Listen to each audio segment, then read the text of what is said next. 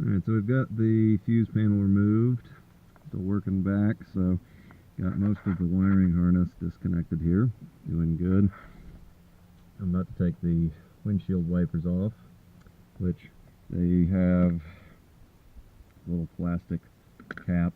You just pop that off with your flathead, and then you've got a bolt. This, of course, Mercedes likes that weird swiveling action. So got 1 and 2 there. So pretty straightforward removal.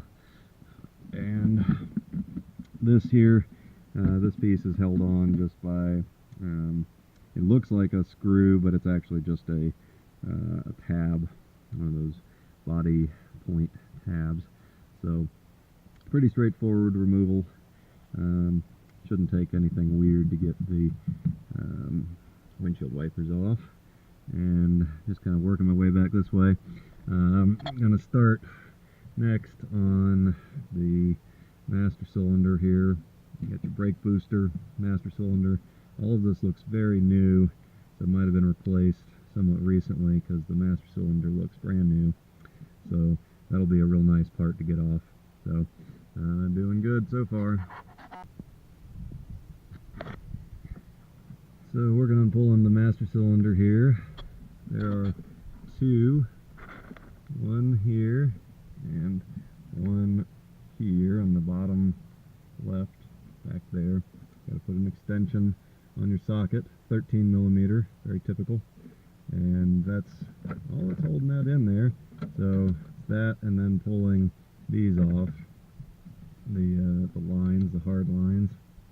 This one was having a little bit more trouble. These are 12mm, similar to the ESP.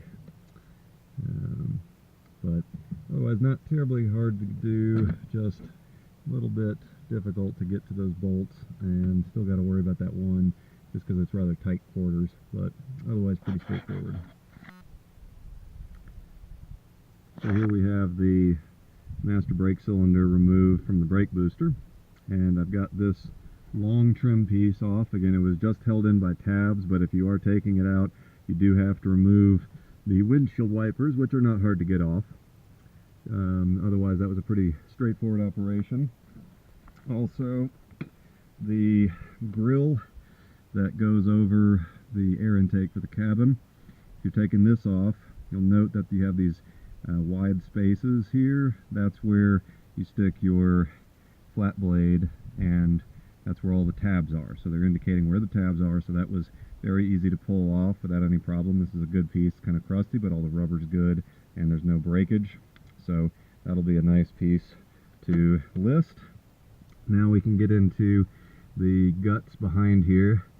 Going to be removing the control arms for the wipers and working down to the motor, which I assume is back here, probably that. We'll see as we get in a little deeper, but coming apart pretty easy.